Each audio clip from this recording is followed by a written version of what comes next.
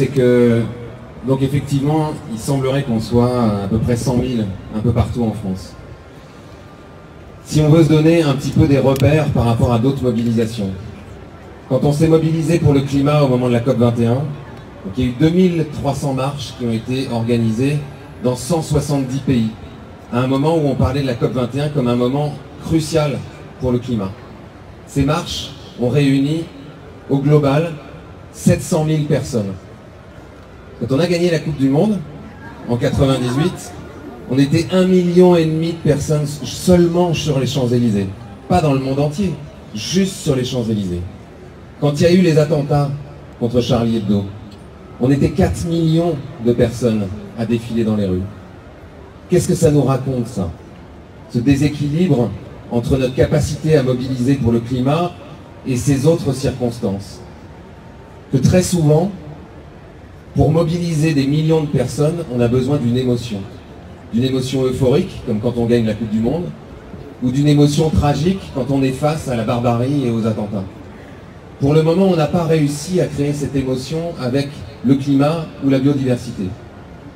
Et pourtant, il faudrait mobiliser des millions de personnes. Aujourd'hui, si on veut vraiment répondre aux enjeux qu'on a face à nous, qui sont en gros la survie d'une partie de l'humanité, parce que ce que nous disent un certain nombre de scientifiques internationaux aujourd'hui, c'est que même si on tient les objectifs de l'accord de Paris à 2 degrés, on risque de déclencher des boucles de rétroaction, donc des espèces de cercles vicieux, qui vont nous emmener vers 3, 3,5. À 3, 3,5, on sait qu'il y a des zones, par exemple, comme le permafrost en Arctique ou en Sibérie, qui dégèlent, qui libèrent des quantités considérables de méthane, et qu'on va plutôt vers 5 degrés. À 5 degrés, là, on a perdu les pédales. Il y a un chercheur de l'université de Potsdam qui a fait une modélisation qui, lui, émet l'hypothèse qu'à plus 5 degrés, on ne peut avoir qu'1 milliard de personnes sur cette planète. Pas 7, pas 8, pas 10, pas 11. Donc c'est ça qui se passe. Donc notre mobilisation devrait être à la mesure de la mobilisation qu'il y a eu, par exemple, au moment de la Deuxième Guerre mondiale. C'est de cet ordre-là. C'est pas simplement bon, j'irai marcher dimanche pour le climat si j'ai le temps. C'est pas je continue à faire un boulot qui participe à détruire les écosystèmes et puis le week-end je trie et je composte. C'est la blague que je fais souvent en disant c'est comme si je disais je travaille chez Monsanto mais j'y vais en vélo. Vous voyez, ça va pas suffire. Aujourd'hui, ce qui fait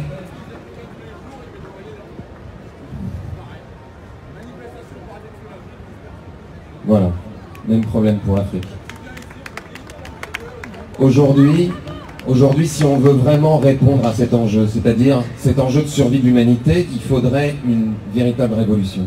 C'est-à-dire qu'il faudrait complètement changer notre modèle de société, changer la façon dont on fait de l'agriculture, changer la fabrication dont on fait de l'énergie, aller vers une véritable descente énergétique, économiser largement, aller vers des modes de vie zéro déchet, arrêter de produire et consommer sans cesse.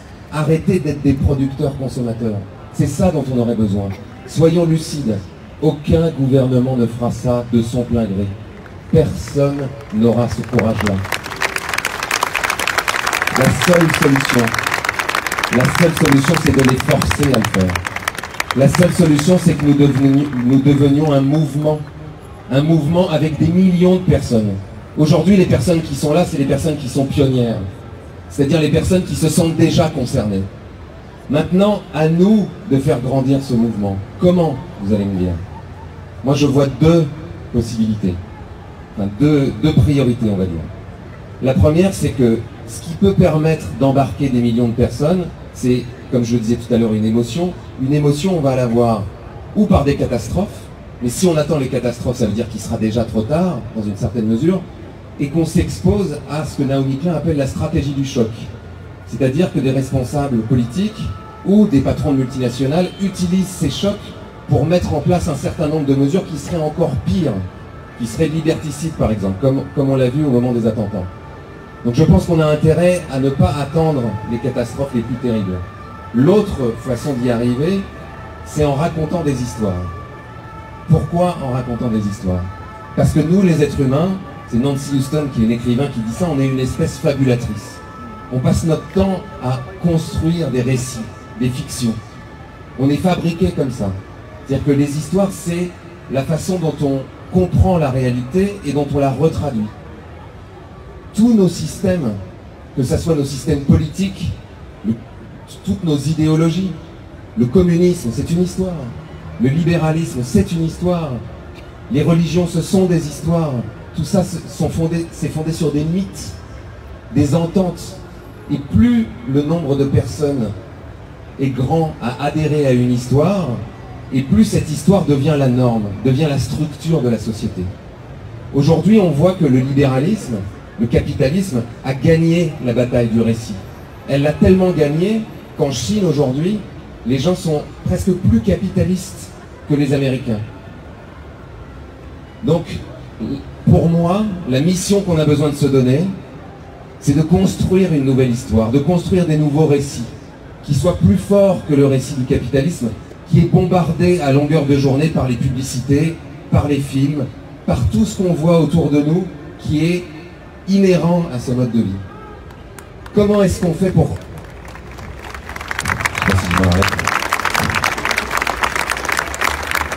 Comment est-ce qu'on fait pour raconter ces histoires? Évidemment, il y a des raconteurs d'histoires, c'est ce qu'on a essayé de faire avec Demain.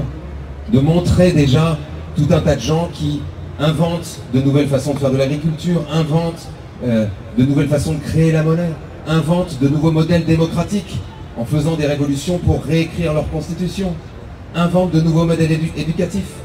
Donc ça, nous, on peut le faire. Nos amis youtubeurs le font, en racontant des histoires tous les jours sur leur chaîne avec des vidéos. Les journalistes peuvent le faire, mais en réalité, chacun d'entre nous peut le faire. À chaque fois que vous changez quelque chose dans votre vie, vous créez une conversation. Vous devenez végétarien. Vous avez déjà remarqué, les végétariens, quand vous dites que vous êtes végétarien, on fait « Ah bon? Qu'est-ce que tu manges? Les graines? La salade ?» Ça vous donne la possibilité de créer une conversation. Et quand les gens voient que c'est un véritable choix, qu'en fait vous le faites parce que ça correspond à des valeurs, que vous ne cherchez pas à les convaincre, que vous n'êtes pas une espèce de militant avec le couteau entre les dents qui va forcer tout le monde à être végétarien, simplement que c'est vos valeurs, que vous n'avez pas envie de vivre autrement parce que vous pensez comme ça. Quand vous faites ça, vous racontez une histoire qui peut être contagieuse.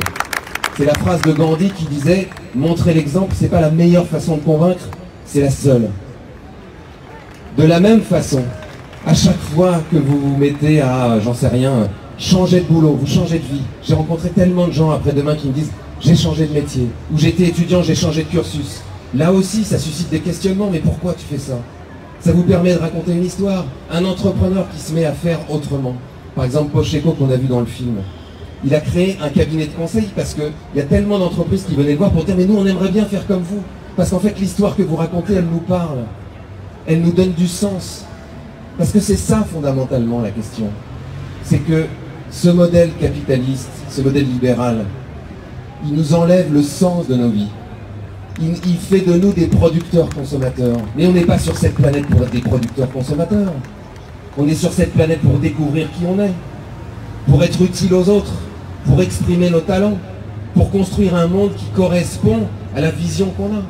Mais c'est pas ça qui se produit. Ce qui se produit, c'est que 80% des gens font un métier qu'ils n'auraient pas choisi s'ils n'avaient pas besoin de gagner de l'argent. C'est ça les études.